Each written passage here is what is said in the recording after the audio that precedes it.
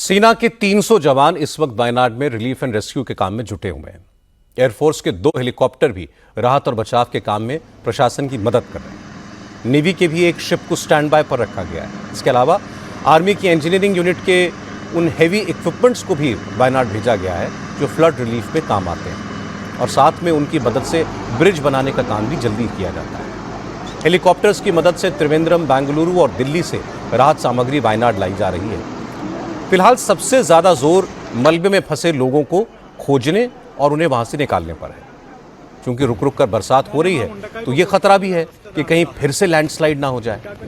इस वक्त अंधेरा होने की वजह से बचाव का काम थोड़ा धीमा हुआ है।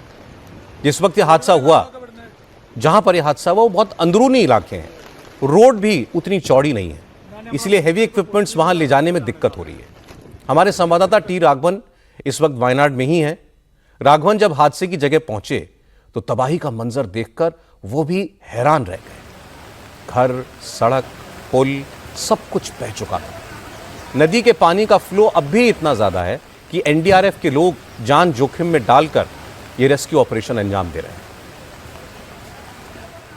केरला के सबसे भयावह लैंडस्लाइड की तस्वीरें हैं। फिलहाल हम ग्राउंड जीरो चूरलमला में मौजूद हैं। आप देखिए यहाँ पर सबसे पहले आपको पानी का करंट दिखाते हैं, कितनी तेज प्रवाह से यहाँ पर पानी बह रहा है। और जो रस्सी आपको यहाँ पर लटकी हुई नजर आ रही है, ये पहले ब्रिज हुआ करता था जो मुंडक्कई और चूरलमला इन 2 टाउन को जोड़ता था।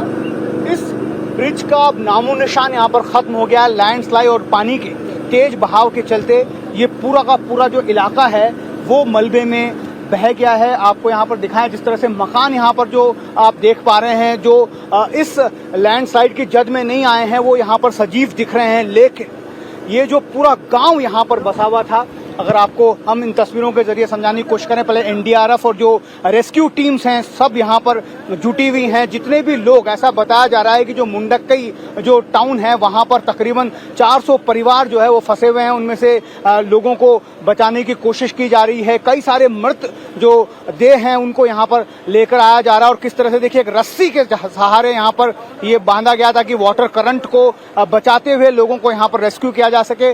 कई सारे लोगों को रेस्क्यू किया जा चुका है। जो सूचना मिली है उसमें 150 से ज्यादा लोग अभी तक रेस्क्यू हो चुके हैं। लेकिन जिस तरह का ये मंजर भयावह था, अभी आप जहां पर पानी का तेज बहाव और ये बड़े बड़े बोल्डर्स जो आप देख रहे हैं, आप देखिए ये जो इलाका आपको नजर आ रहा है, ये एक बिल्डिंग का एक हिस्सा यहाँ पर कह सकते हैं कि बचा है। बाकी सब यहाँ कहा जा रहा है कि ये रिहायशी इलाका था।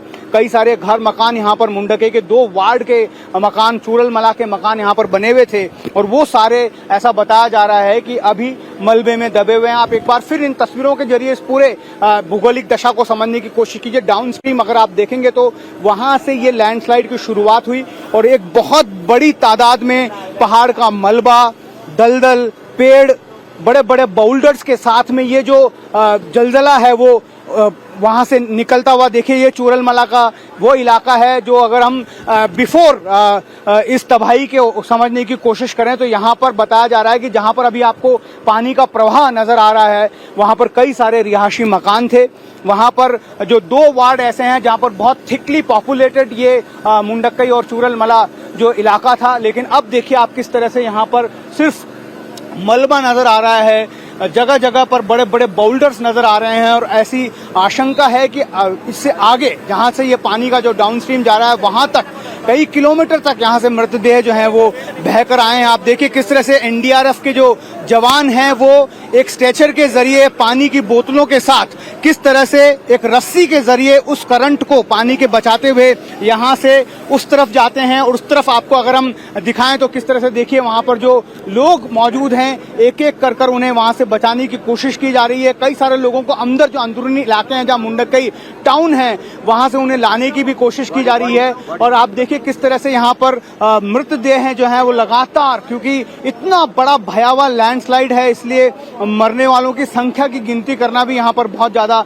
डिफिकल्ट हो रहा है। इसी वजह से आप देखेंगे कि वहां पर एक के बाद एक जो मृतदेह निकाले गए हैं उन्हें भी वहां पर रखा जा रहा है। और इस स्ट्रेचर की मदद से उन मृतदेहों को वाटर करंट से बचाते हुए इन रस्सियों की मदद से, क्योंकि कोशिश यहाँ पर पहले की गई थी कि जो रेस्क्यू टीम्स है वो एक वैकल्पिक ब्रिज यहाँ पर बना ले, एक आर्टिफिशियल ब्रिज यहाँ पर निर्माण हो जाए, लेकिन वो भी पॉसिबल नहीं हो पाया। इस वजह से आप देखिए किस तरह से इन रोप वेज के सहारे यहाँ पर लोगों को रेस्क्यू करने का और साथ ही साथ जो डेड बॉडीज हैं उनको नदी के इस पार लाने का काम किया जा रहा है।